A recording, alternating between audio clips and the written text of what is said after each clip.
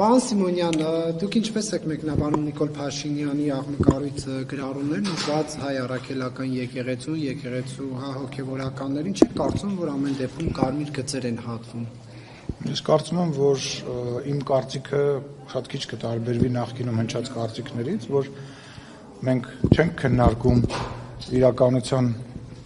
լինել չլինելը, այսինքն այդպես բան կա թե չկա, քննարկում ենք իսկ արժի դրա մասին բարձրաձայնել, թե չարժի բարձրաձայնել, երբ որ խոսքը գնում է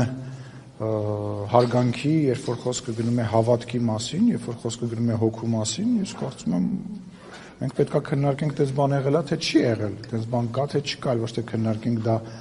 ասել պետք էր կամ ասելու ձևը ճիշտ էր թե ճիշտ չէր, ամեն մարդ օրինակ ես էլ եմ շատ բավականին այդպես կտրուկ հայտարարություններ անում, ես իմ ձևն ունեմ, ուրիշ մարդ իր ձևը ունի, դա արդեն ես չեմ կարծում, որ բանի մեջ հայոյանք ա եղել, այդ հայոյանք բառը, օրինակ հայոյանք եղել է ազգային ժողովի նիստերի դահլիճում ընդդիմադիր պատգամավորներից մեկի կողմից, հայոյանքը կոնկրետ բնորոշում է, հայոյանքը սեռական բնույթի բառեր արտաբերելն է։ Ինչպես կբնթաբերեք Փաշինյանի դոմփել բառը։ Ինչու՞ չեմ կրկնել։ Կամ հայոյախառն արտահայտություն չի եւ չի։ Ես կրկնում եմ, հայոյանք բառը ունի իր բացատրությունը։ Մեկ ասեմ, շատ մարդիկ իմ ընկերներից ասում են, որ իմ խոսքը, որի մեջ որևիցե բան չկա, բառ չկա, որը կարող է որպես հայոյանք ընկալվել ինչ-որ կողմից, շատ ավելի ցավոտ եւ վիրավորական կարող է հնչել, քան դե ասում եմ, ամեն մարդ իր ձևը ունի արտահայտվելու, եւ իր ճիշտ ձևով գտնում է որ պահին թե ինչ ասի, ես կարծում եմ, որ մենք պետք է քննարկենք իսկ բովանդակությունը ինչի չենք քննարկում, որովհետև մենք սիրում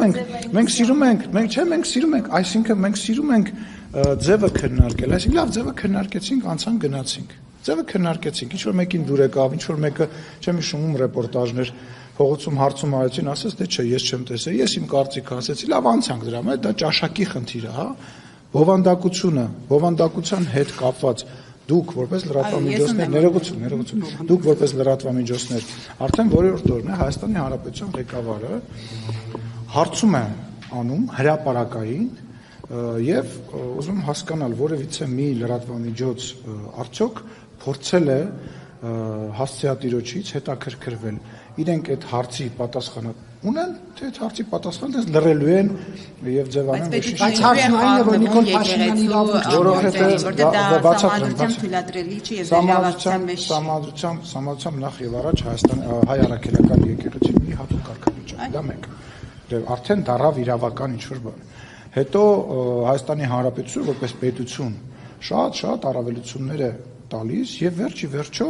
կարծում եմ վարչապետը դրա մասին խոսել եւ բացատրել է, ինքը ասում է ես որպես հավատացյալ մարդ, որպես մարդ ում համար հայ առաքելական եկեղեցին սրբություն է, որպես մարդ ում համար հայոց կաթողիկոսը մեծագույն արժեք է, ես պետք է որպես հավատացյալ դրա մասին իմանամ։ Ինչի օրինակ բոլորը որ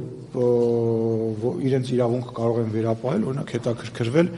ով վարչապետի ենթադրենք խոսում են վարչապետը ամուսնացած չի եւ այլ այսօրվա իրողությունն է դա դե լրագրողների մասին մենք չենք խոսում ես խոսում եմ դուք ում եք ամուսնացած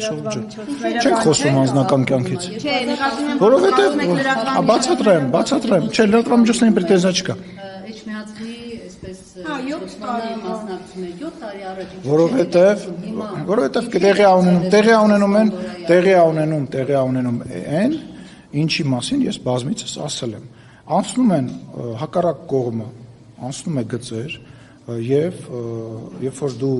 օրինակ ազգային ժողովի նիստերում դահլիճում խոսում ես կոռուպցիայից եւ փորձում ես իշխանությանը մեղադրել կոռուպցիայի մասին իշխանական падգամավորը խոսում է ասում է բայց չէ որ դուք այսքան միլիոնի փող եք թալանել եւ պատասխան է տալիս երբ որ դու մտնում ես ինչ որ մեկի անձնական կյանքի մեջ մարդիկ նույն ձևի այսինքն այդ հետևել թե տեսեք էլի մենք փոխանակ նյութով զբաղվենք հետևում ենք արժի տենց ասել թե չարժի ասել իհարկե ամեն մեկը իր համար իր գիծը գծում է հիմա ես ասում եմ որ Բովանդակությունը։ Ինչ է տալու, որ իմացան կաթողիկոսը զավակն է։ Ուրեմն հարցին պատասխան։ Ինչ գիծ է եկեղեցին հատել, որ ասում եք գծեր են հատվել։ Ինչ գիծ է հատել։ 21-ի Լսեք, ամենահետաքրքիրը գիտեք որն է, ես չեմ խոսում նրա մասին, որ եկեղեցին որոշել է, ոչ թե որոշել է, այլ արդեն բացահայտ է հայտարարել, որ ինքը կուսակցության դեր է իր վրա ստանձնել, չեմ խոսում Բագրատ Սրբազանի մասին, չեմ խոսում, գնացեք դրանից նույնիսկ դրանից հետո Աճապարյան, հա, ճիշտ եմ ասում, Աճապարյանի մեկնաբանությունները նայեք, ասածները նայեք, վարչապետի հասցեին հնչեցված անձնական վիրավորանքները եւ անձնական որակումները նայեք, ընտանիքի վերաբերյալ անձնական բաները նայեք, այդ ինչ է, ինչ եք այն մի մասը տեսնում, այն մի մասը չեք տեսնում։